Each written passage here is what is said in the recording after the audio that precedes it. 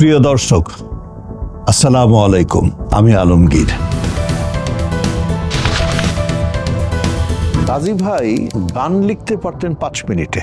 বিখ্যাত সাংবাদিক আখতারুজ্জামান আমাকে বলল যে আপনি একেবারে একজন থার্ড ক্লাস ভিলেনের রোল করবেন। ছোটকু আহমেদ খুব মিষ্টি একজন মানুষ, কথা বলে মিষ্টি মিষ্টি করে, হাঁটে মিষ্টি মিষ্টি করে এবং হাসিও মিষ্টি মিষ্টি করে, একজন মিষ্টি পরিচালক। শহীদুল ইসলাম খোকন কি বলবো, উনি জানতেন উনি কি করছেন। মানে he was very very clear to his conscious. He knew what he wanted. সে কি চায় সে জানতো। আমি আলমগীর হয়তো একজন অপরিচিত বা একজন খুব নামকরা ব্যবসায়ী বা একজন কোনো বাজে লোক, একটা কিছু হতাম। আপনারা ডাইরেক্টররা যদি না থাকতেন আমি কোনোদিন অভিনেতা হতে পারতাম না। আপনাদের সবার প্রতি আমার ভালোবাসা রইল।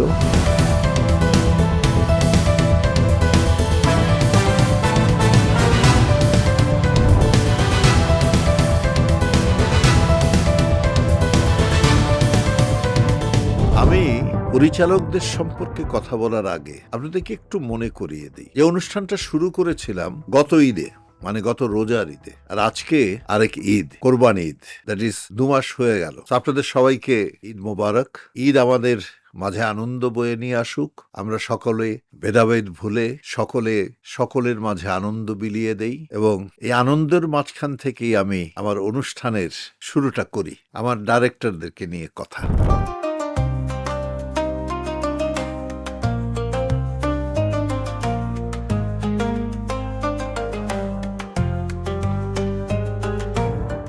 গাজী মাজহারুল আনোয়ার, তার চলচ্চিত্র পরিচালকের থেকে তার বড় পরিচয়, উনি একজন লিরিক রাইটার।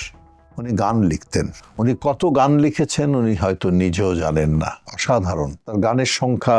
আমরা যেটা শুনি, আমরা তো জানি না, আর গুণে দেখিনি, যেটা শুনি সেটা প্রায় উনি নাকি 12 থেকে 15 হাজার গান লিখেছে। মানে হিউম্যানলি কি করে পসিবল হয় আমি জানি না, এত গান লেখা। ওনার সেই বিখ্যাত গান এক একটা ছবিতে। তারপর উনি ছবি পরিচালনা শুরু করলেন। ওনার সাথেও কিন্তু আমি 8-9টা ছবিতে কাজ করেছি। তো আমি কিন্তু এরকম 7-8টা 9টা এরকম ছবি কিন্তু অনেকের সাথে, যেমন আলমগীর কুমকুমের সাথে করেছি, চুন্নু ভাইয়ের সাথে করেছি, গাজী ভাইয়ের সাথে করেছি, এজে মিন্টুর সাথে করেছি। 7-8টা ছবি, সাইফুল আজম কাশেমের সাথে 7-8টা করেছি, সেই মুস্তফা মাহমুদের ছবি করেছি 6-7টা। এবার সবার সাথেই কিন্তু অনেকগুলো করে ছবি করেছি। তো গাজী ভাইয়ের একটা ছিল, গাজী ভাই গান লিখতে পারতেন 5 মিনিটে। মানে হয়তো আমার একটা গান দরকার, আমি গাজী ভাইকে বললাম যে গাজী ভাই, আমি তো একটা ছবি প্রডিউস করছি, ওটাতে একটা গান লাগবে, লিখবো, ঠিক আছে। সুরটা কি? আমি হয়তো সুরটা মিউজিক ডাইরেক্টরের কাছে শুনে এসেছি, যেহেতু নিজে গুনগুন করতে পারতাম, গুনগুন করে গানটা একটু শোনালাম। আচ্ছা, রোমান্টিক গান না, হ্যাঁ ঠিক আছে, সুরটা এটা বলে, হ্যাঁ। আশেপাশে দেখে হয়তো একটা সিগারেটের প্যাকেট পেলো, ওটা টান দিয়ে উঠিয়ে ছিঁড়ে ফেলে পকেট থেকে কলমটা বের করলো, বের করে এভাবে দিয়ে বললো এটা আলাউদ্দিন আলীকে দিয়েন, এটা ধরে মিটারটা আমি দিয়ে দিলাম, লিরিকটা দিয়ে দিলাম, আর কালকে শুটিংয়ে ওই যখন রেকর্ডিং করবেন তখন এসে বাকিটা দিয়ে দিব। আমি জাস্ট 2 to 3 মিনিটস গান লিখে দিল। তো ওনার সম্পর্কে আর কি বলবো। তো উনি অনেক ফিল্ম করেছেন, অনেক ফিল্ম করেছেন। আমি আমার সৌভাগ্য হয়েছে ওনার ছবি করার, অনেকগুলো ছবি করেছি। অত্যন্ত স্নেহ করতেন আমাকে। এরপর আসে ছোটকু আহমেদ, ওর সাথেও কিছু ছবি করেছি, 5-6খানা ছবি তো করেছি। খুব মিষ্টি একজন মানুষ, কথা বলে মিষ্টি মিষ্টি করে, হাঁটে মিষ্টি মিষ্টি করে এবং হাসিও মিষ্টি মিষ্টি করে, একজন মিষ্টি পরিচালক ছোটকু আহমেদ মানে কিন্তু ছোট্ট একটা মানুষ নয়, মোটামুটি ভালোই, কিন্তু আমার কাছে বেশ ছোট। তো ওনার অনেক ছবি করেছি। ওনার ঘরানাটাও হলো এজে মিন্টুর মতো, একটু ওই ঘরানারই ছবি করে। তারপর আমি আরেকজনের একটি ছবি করেছি আমার ট্র্যাকের বাইরে গিয়ে, সেটা হলো বিখ্যাত সাংবাদিক আখতারুজ্জামান, চিত্রালীতে কাজ করতেন। উনি কয়েকটা ছবি বানিয়েছেন, টিনা খান, আরো কি ছবি বানিয়েছেন। কিন্তু আমি ওনার ছবি যেটা করেছি সেটা হলো পোকা মাকড়ের ঘর বসতি। উনি একদিন এফডিসির 2 নম্বর ফ্লোরে আমার সাথে দেখা, খুব মৃদু ভাষী ছিলেন, আস্তে আস্তে কথা বলতেন। আমাকে বলল যে হিরো, আপনার সাথে আমার একটু খুব দরকারি কথা ছিল। বলেন। বলে কথাটা আপনাকে বলা আমার উচিত হচ্ছে কিনা জানি না, কিন্তু আমার মনের একটা প্রচন্ড শখ, আপনি আমার নেক্সট ছবিতে কাজ করবেন। আমি এটাকে উচিত হচ্ছে কিনা এসব কেন বলছেন, আপনি বলছেন গল্পটা শোনান, আমি করে দিব। বলে আমি গল্প শোনাবো না আপনাকে। আমি কেন গল্প শোনাবেন না? বলে আপনি একেবারে একজন থার্ড ক্লাস ভিলেনের রোল করবেন। বলে কি বলেন আপনি? বলে আপনাকে করতে হবে, এটা আমার একটা চ্যালেঞ্জ। অন্তত বাংলাদেশের ফিল্ম বোদ্ধারা বলবে যে আলমগীর সাহেব has proved to be a actor, সে কোনো হিরো না। আমি এই জিনিসটা চ্যালেঞ্জ হিসাবে নিয়ে আপনাকে নিতে চাই ছবিতে। আমি ওনার কাছে একদিন সময় চাইলাম যে আমাকে একটা দিন ভাবতে দিন। ভাবলাম এবং ওনাকে পরের দিন আমি ফোন করলাম, করে বললাম যে আমি করব। পোকামাকড়ের ঘর বসতি যারা দেখেছেন তারা বলবেন। কিন্তু এই ছবিতে অভিনয় করার জন্য আমি একটি প্রশংসা পেয়েছিলাম সৈয়দ সালাউদ্দিন জাকি। উনি ছবিটা দেখে এফডিসিতে একদিন আমাকে বলল যে আলমগীর আপনি কি করেছেন? আমি বলি কেন? বলে আমাকে মানে আপনি অনেকটা মন্ত্রমুগ্ধের মতো আমি দেখেছি যে আপনি সারা জীবন যে ইমেজ ছিল আপনার ওটাকে ভেঙে চুরে আপনি এরকম একটা ভিলেন করলেন, আর এতটা ন্যাচারাল রাখলেন নিজেকে ওই ক্যারেক্টারের সাথে। আমি জাকি ভাই আমি এই ছবিটাতে মেকআপ নেই, একেবারে মেকআপ ছাড়া। এই ছবিটা শুরু হওয়ার পর থেকে নিয়ে আমি শেভ করিনি, আমি মাথা আছড়াইনি ঠিক করে, আমি ওইভাবে অভিনয় করেছি। বলে যে বোঝা যায় যে আপনি টোটাল চরিত্রটার মধ্যে ঢুকে কাজ করেছেন। তো এটা কম কি, ওনার মতো একজন বিখ্যাত মানুষের কাছ থেকে এটা পেয়েছিলাম। তারপর আরেকজন ডাইরেক্টরের সাথে আমি কাজ করেছি, নাম শওকত জামিল। তার সাথে আমি 3-4টা ছবি করেছি। তবে শওকত জামিলের সাথে কাজ করার কিন্তু একটু ভয়ে ভয়ে থাকতে হতো। খুব মেজাজি ডাইরেক্টর ছিল, একটু পান থেকে চুন খসলে উনি ওনার টেম্পার লুজ করতেন, এবং এটা যে কারোর সাথে, আমাদের সাথে, নায়িকার সাথে সবসময়। এটা বিগিনিং এর দিকে ছিল। তারপর শওকত জামিলকে বোঝাতে একটা পর্যায়ে পেরেছিলাম ওকে একটু কুল ডাউন করতে। তবে ছবি করেছে অনেকগুলো, ভালো ভালো ছবি করেছে। উনি আজিম ভাইয়ের সাথে কাজ করেছেন অ্যাসিস্ট্যান্ট হিসাবে। এই গেল শওকত জামিল। তারপর শহীদুল ইসলাম খোকন, কি বলবো, উনি জানতেন উনি কি করছেন, উনি এই শটটা কেন নিচ্ছেন জানতেন, উনি এই সংলাপটা কেন বলাচ্ছেন সেটা জানতেন। খুবই স্পষ্টবাদী। মনে করেন আমি শট দিচ্ছি, শটটা তার পছন্দ হয়নি, অনেক ডাইরেক্টর এসে কিন্তু বলতো আলমগীর শট আরেকটা দেন, দিতাম। উনি কিন্তু এসে স্ট্রেট বলতো যে আলমগীর ভাই শটটা কিন্তু আমার পছন্দ হয়নি, আপনি চাইতে অনেক বেটার শট দিতে পারবেন, আপনি প্লিজ ওইভাবে একটু ভাবেন। মানে he was very very clear to his conscious. He knew what he wanted. সে কি চায় সে জানতো। এনিওয়ে, ওর সাথেও আমি বেশ কয়েকটা ছবি করেছি, কিন্তু ওর চলে যাওয়াটা খুব আনটাইমলি ছিল, তাড়াতাড়ি চলে গেল আমাদেরকে ছেড়ে। এনিওয়ে, কিন্তু যা দিয়ে গেছে অসাধারণ কিছু ছবি দিয়ে গেছে, কিছু আর্টিস্ট দিয়ে গেছে। আমাদের রুবেল তার হাত ধরে আসা, এবং এই যে কুংফু কারাটি ছবি যেটা বলে, মার্শাল আর্টের ছবি, এটা সমস্ত অবদান হলো শহীদুল ইসলাম খোকনের, আমি মনে করি। তারপর ঠিক আছে, এভাবে চলেছে। তারপর আরেকজন ডাইরেক্টর, খুব মাইডিয়ার এবং দুর্ধর্ষ একজন মুক্তিযোদ্ধা, নূর হোসেন বলাই, তার ছবি করেছি। যে ছবিটার নাম ছিল ছক্কা পাঞ্জা।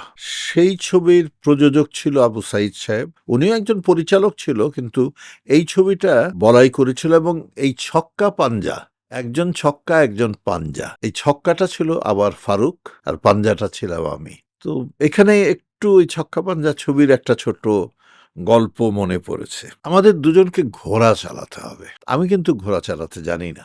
ফারুক ঢাকায় ঘোড়া চালাবার কিছু ট্রেনিং নিয়েছে, সেটা আমি সিলেট যখন গেলাম তখন ঘোড়ার যে মালিক সে বলল আপনি একটু ট্রেনিংটা নিয়ে নেন, ফারুক সাহেব কিন্তু একটু ট্রেনিং নিয়েছে। আমি পরের দিন যখন শুটিং মেকআপ নিয়ে ফারুকের আগে আমি লোকেশনে চলে গিয়ে আমি মোটামুটি একটা মানে ট্রেনিং নিয়েছি তার কাছ থেকে, just 15-20 minutes. By that time সবাই এসছে। তো আমি যে ট্রেনিংটা নিয়েছি সেটা একটু দুষ্টামির ট্রেনিং। আমি ঘোড়াওয়ালার কাছে জেনেছি যে এই যে ঘোড়া দুটো আছে এটার মধ্যে ঠান্ডা কোন ঘোড়াটা আর কোনটা রাগী।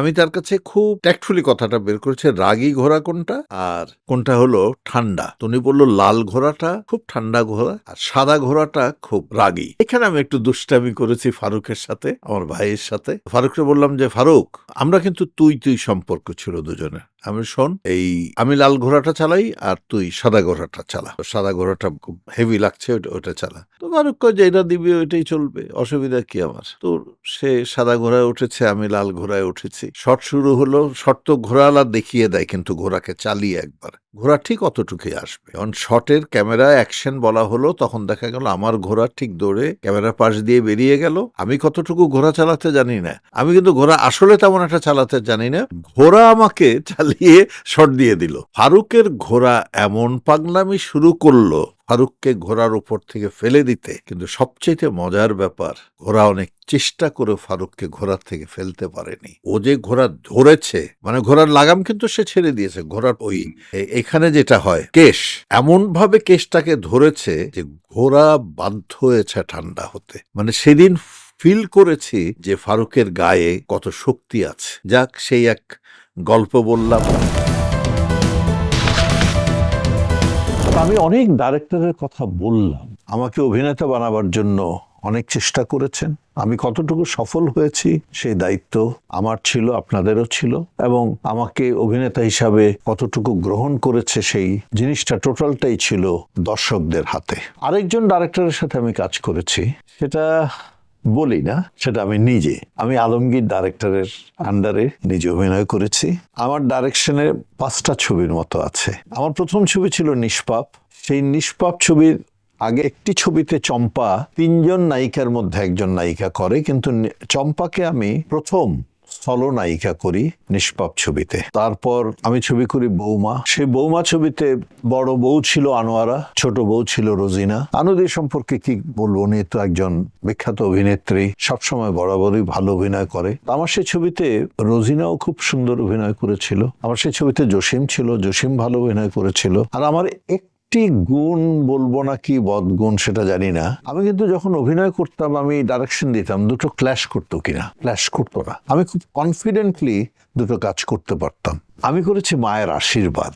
আর লাস্ট ছবি যেটা আমি করেছি সেটা হলো একটি সিনেমার গল্প। তো আমার ছবিতে অভিনয় করে আনুদি একবার অ্যাওয়ার্ড পেয়েছে, তারপরে শাবনাজ একবার অ্যাওয়ার্ড পেয়েছে, আর একটি সিনেমার গল্পে আমার অ্যাওয়ার্ড কিন্তু আমি বলছি জাতীয় চলচ্চিত্র পুরস্কার।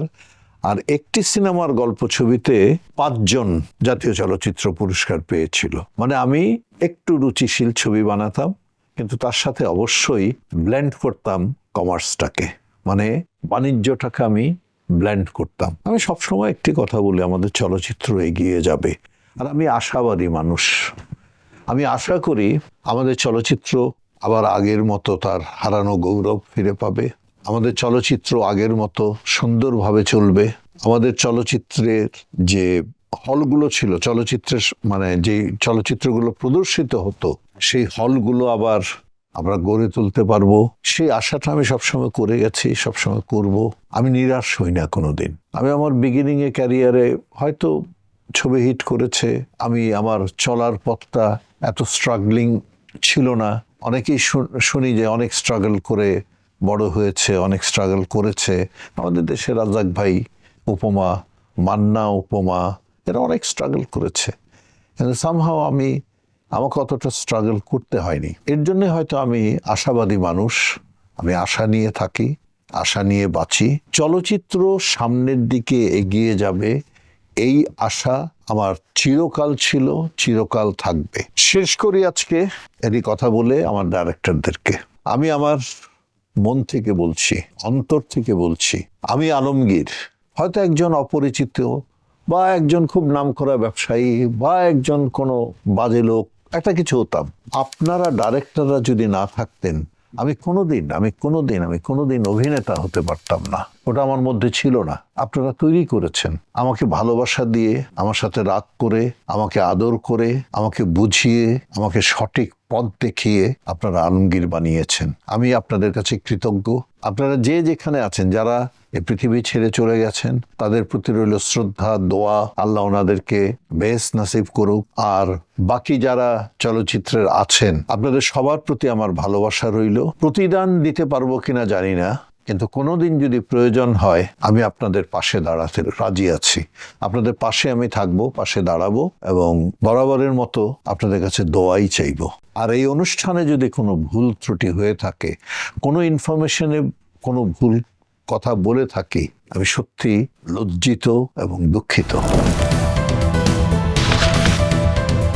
তবে আজকের পর্ব শেষ করার আগে আমি আরেকবার আপনাদেরকে ঈদ মোবারক জানাই। সেই সাথে আপনাদের কাছ থেকে আমি বিদায় নিচ্ছি যে ট্রিবিউট টু মাই ডাইরেক্টরস নামে যে অনুষ্ঠানটা আমি আলমগীর শুরু করেছিলাম সেটা আজকে শেষ হয়ে গেল, আজকেই শেষ পর্ব। তবে আমি আপনাদেরকে কথা দিতে পারি, আপনারা যেভাবে আমাকে রিকোয়েস্ট করেছেন অনুষ্ঠান চালিয়ে যেতে, হয়তো পরিচালকদেরকে নিয়ে আমার কথা বলা এখানেই শেষ, তাদেরকে নিয়ে আর বলা হবে না। আমি হয়তো অন্য কিছু নিয়ে আপনাদের সামনে আবার আসবো, অন্য কিছু নিয়ে কথা বলবো। কি নিয়ে কথা বলবো সেটা এই মুহূর্তে আমি বলতে পারছি না। আমাদের নায়িকাদেরকে নিয়ে কথা বলবো, ওটা একটু রিস্কি হয়ে যায় না?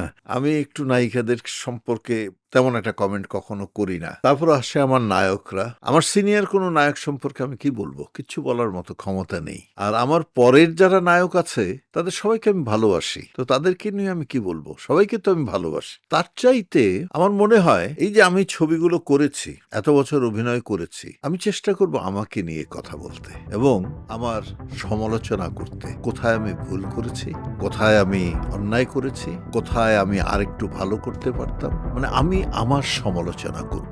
আপনাদের সবাইকে অনেক অনেক ধন্যবাদ। সুস্থ থাকুন, ভালো থাকুন। আসুন সবাই হাতে হাত রেখে একসাথে মিলে এই দেশকে গড়ে তুলি, এই দেশকে ভালোবাসি। ধন্যবাদ।